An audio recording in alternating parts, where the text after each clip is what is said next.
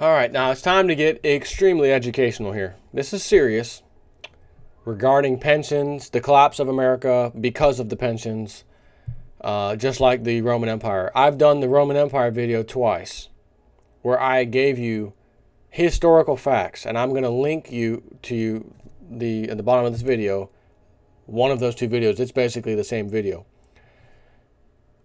Where I explain and read you in detail which emperor was in place, what they did. A lot of people think that the pension system's a new creation, 21st century creation, or even the 20th century. No. The Roman Empire 2,000 plus years ago had a pension system, and it is remarkably similar to ours today. And the reason the Roman Empire collapsed and had to start expanding in a hurry was because of what is known as unfunded liabilities, aka the pension system. By its very nature, is usually unfunded. But if a politician can promise you something today and then show you he's making good on it right away, great. I get an extra retirement on top of my Social Security, on top of anything else I have. Fantastic. I'm a government employee. I get a pension. Because I'm a government employee, I get a freaking pension. But by the time that politician dies or retires, usually, at least when they first start off in the pension system world, everything still seems to be kind of chugging along. But ultimately it builds up because those unfunded liabilities cannot continue simply because economic boom periods of great success don't just keep going up and up, and that's the rest of life. We just keep going. Boom, boom, boom cycle all the way up. No. We have what is called the business cycle, also known as the boom and bust cycle. You have a boom period. Everyone's happy. Everyone's making money. Everyone's got toys. Bust cycle. You lost your house. You lost your boat. You lost your job, right? And when those little bust cycles happen, revenues plummet for city, state, and federal governments on tax collection basis. But the pension systems that they had in place don't account for that. They only account for horse blinder 7.5% to 8%. We look at that every year, and that's what we expect. And if it doesn't come in, if we didn't make that, it doesn't matter. We just put on the books that it's on average, and that's what we're going to do. So they cook the books. So give you a little idea here. Detroit, bankrupt. Detroit, yeah, that one. Thousands of their police officers, firefighters, garbage collectors, and other municipal workers face a future without promised compensation and even more uncertainty moving ahead. In the wake of the unprecedented July bankruptcy filing, which, by the way, was the largest bankruptcy filings for a city in the entire United States of America ever. How's that recovery working out for you? And the pension fund for Detroit's 11,645 public employees. So the state-appointed emergency manager for Detroit has argued that the city's pension funds are, again, unfunded liabilities, as I said, and I will link you to my Roman Empire video that specifically talks about unfunded liabilities. The state-appointed emergency manager for Detroit. In other words, we need someone in here who's not going to do the standard and custom accounting practices that the whole damn country does, from the Federal Reserve to the Treasury to JP Morgan Chase, the big banks, local municipalities, and state governments. They all do it. Same accounting practices.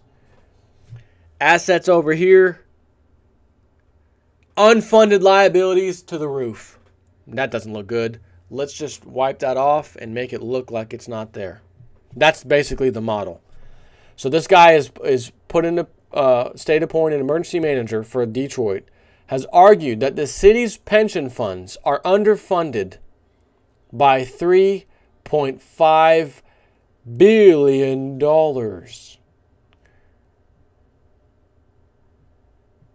And the other camp argues that the fund manager's methodology in evaluating the fund's return, namely not using a rate of return based on reality, significantly underestimated the fund's future liability. Yeah. And that's what they all do. Sorry. So what this means is that Detroit never had the cash to pay for its employees' pensions. Never had the cash. No matter how good they cooked those books, they never had it. Despite reporting to the contrary. Under the system set up by fund managers, the city was contributing too little toward the fund while overestimating the return on the fund's investments. The fund would never have been able to meet its obligations from day one, especially considering that the city's tax base has now significantly shrunk. Again, the bust cycle. Boom and bust cycle has kicked in.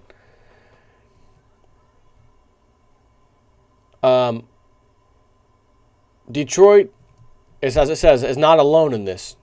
The conflicting math that they like to use in the accounting standards represents the growing problem with the nation's public pension systems, our nation's public pension system. According to a recently published report from State Budget Solutions, the company, the nation's public pensions are unfunded by 69%, leaving a funding gap of $4.1 trillion. That's the nation's pension system combined. If you think there's a chance in hell you're going to get something back, you're screwed. And, no, very few of you will if you get on early. Like if you're starting to retire right now, getting onto that pension, yeah, you'll get something. But in the near future, maybe over the next 10 years, it's finished. And you may say, well, yeah, but what if, okay, so it's 69% underfunded.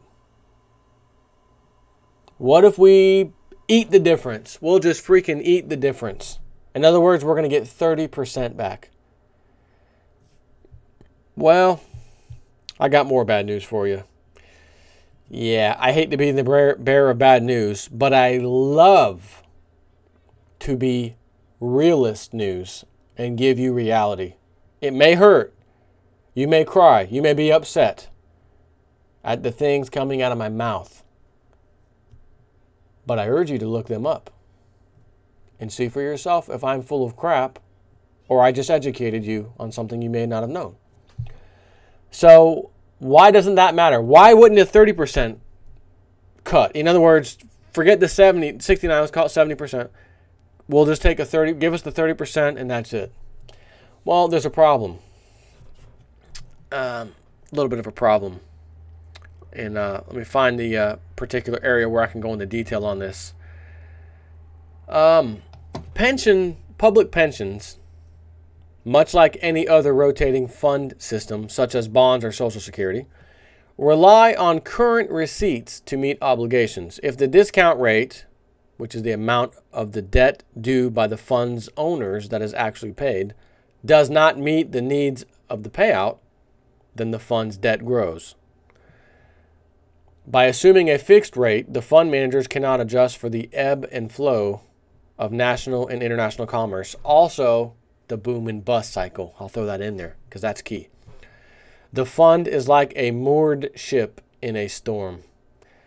To illustrate this, let's create a hypothetical situation. Let's say Fund XYZ anticipates a return of 8% on its assets. Let's also say that the actual asset values for the fund dropped last year by 12%. Fund XYZ will still announce that it made an 8% return. That's because they look over a 5-year period and guesstimate where it should be. Yeah, that's it. We guesstimate where it should be. And if it doesn't perform after those 5 years, then what? Then we face reality like today. We had massive declines in what the rate of return was.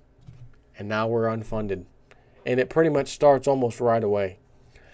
Back to the part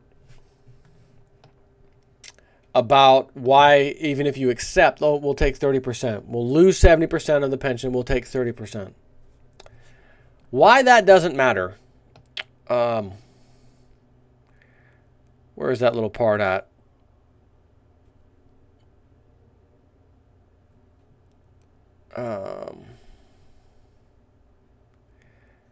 Hold on. Give me a second. This is a huge thing I had to put together here.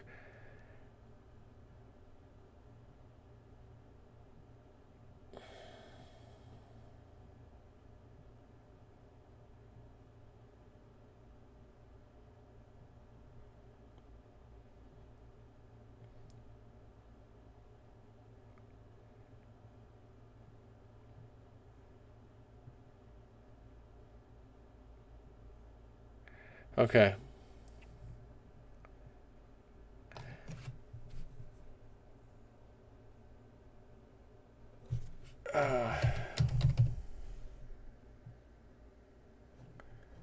Why can't I find that? Hang on. Give me a second. I can't pause this sucker.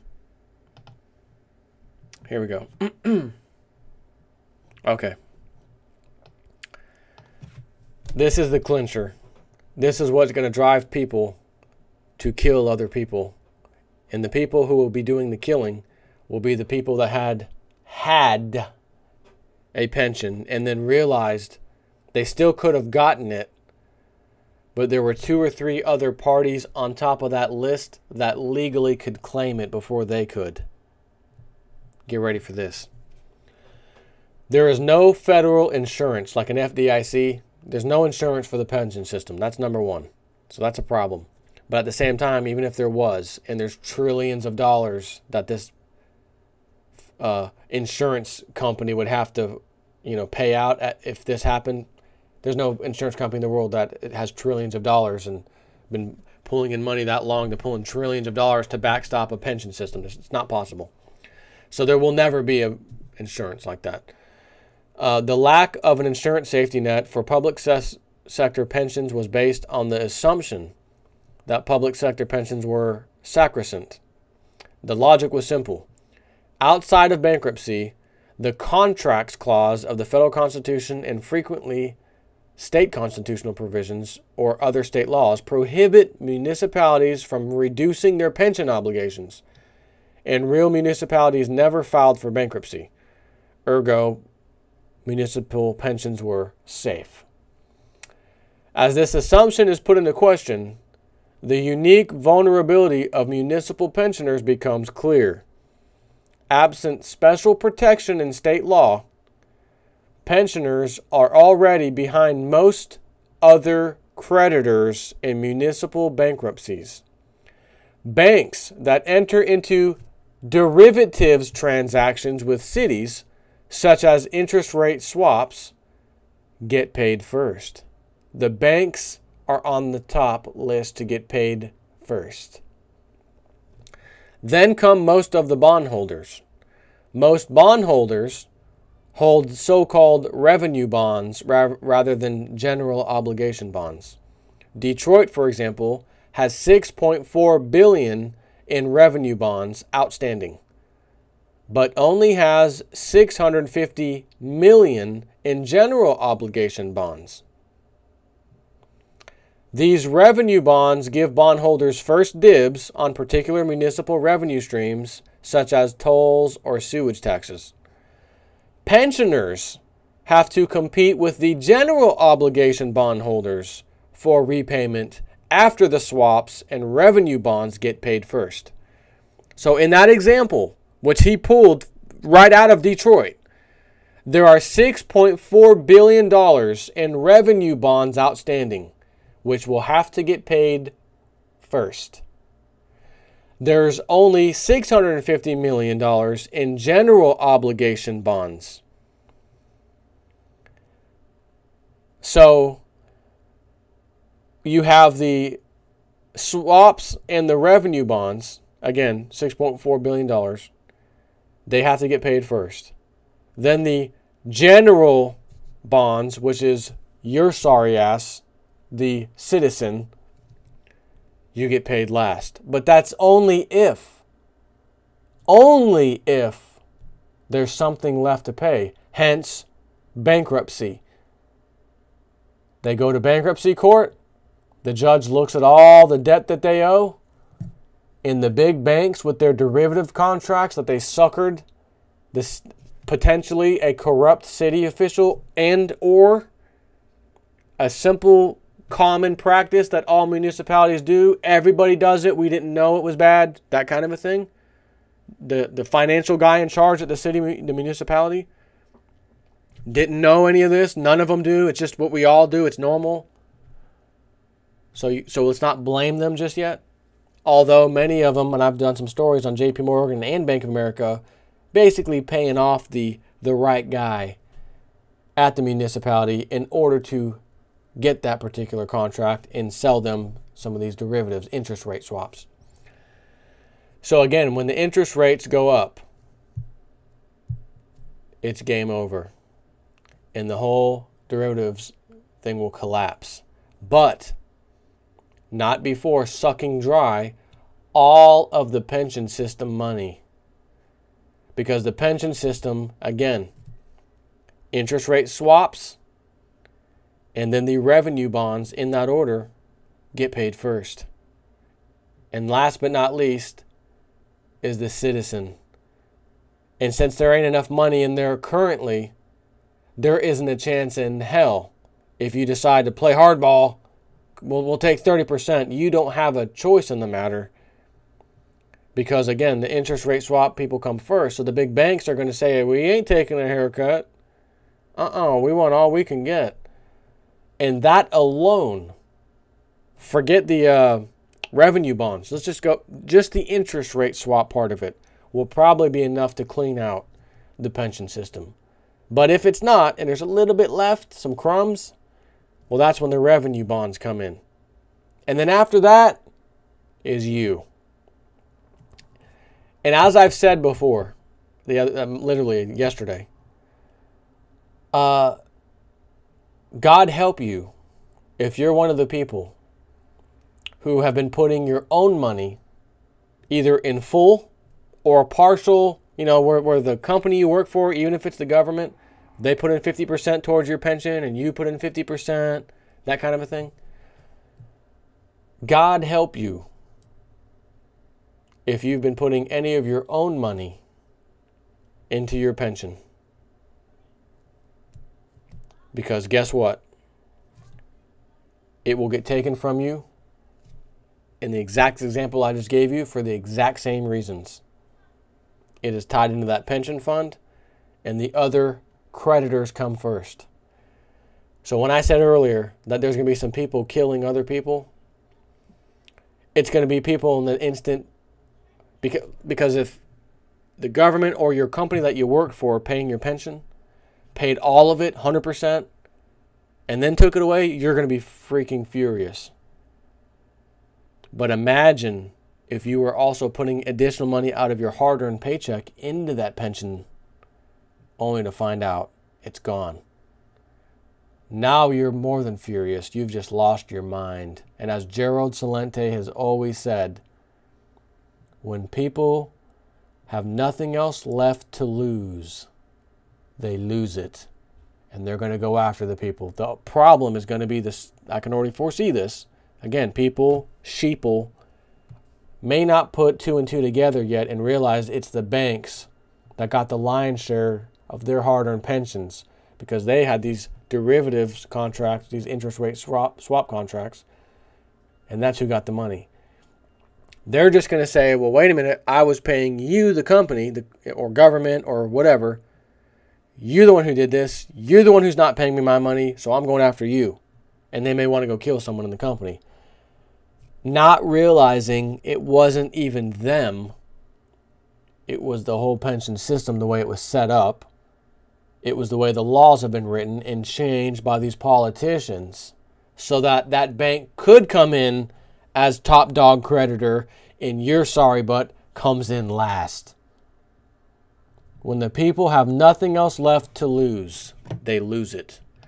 And I'm going to link my Roman Empire video to you below.